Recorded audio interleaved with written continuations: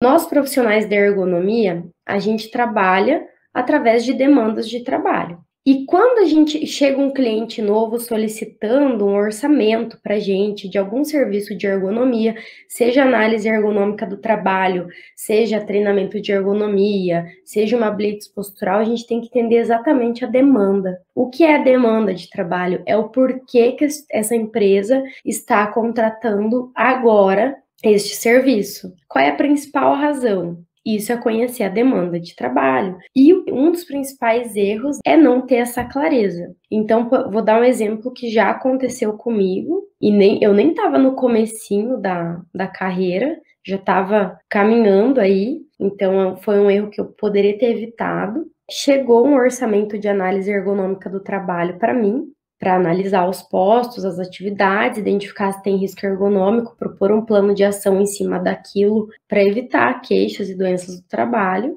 E aí, eu não perguntei muito, porque eu tinha vergonha de perguntar muito para a empresa, achando que a empresa, o meu possível cliente, iria pensar que eu era inexperiente por estar fazendo muitas perguntas. E é exatamente o contrário. Quanto mais experiente a gente é, mais a gente pergunta para a empresa, porque a gente precisa ter clareza de qual é o objetivo desse trabalho. E eu achei que era uma análise ergonômica comum, de prevenção, e eu fiz um orçamento X. Quando eu cheguei lá, acabou fechando esse orçamento, na verdade a demanda era de uma perícia trabalhista. Estava acontecendo um processo trabalhista, porque o funcionário se lesionou e estava alegando que foi na empresa, teve uma doença que alegava ser do trabalho e não tinha análise ergonômica ainda e precisava fazer essa análise ergonômica para apresentar, né, nesse processo trabalhista, que em determinado momento de todos os processos trabalhistas, da maioria, né, não dá para generalizar, mas assim, 95%,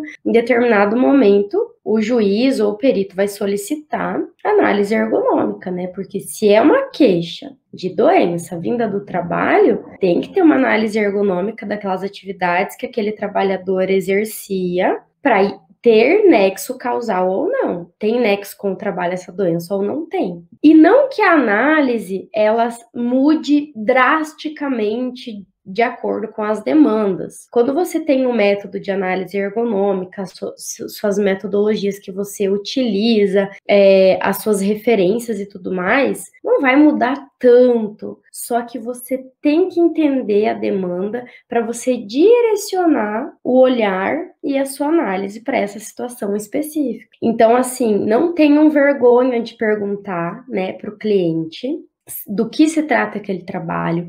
Quanto mais você entender essa demanda de trabalho, mais você vai conseguir ajudar essa empresa no que ela precisa, né? Senão a gente fica perdida, a gente não sabe como orientar da melhor forma, então é o primeiro passo, tá bem?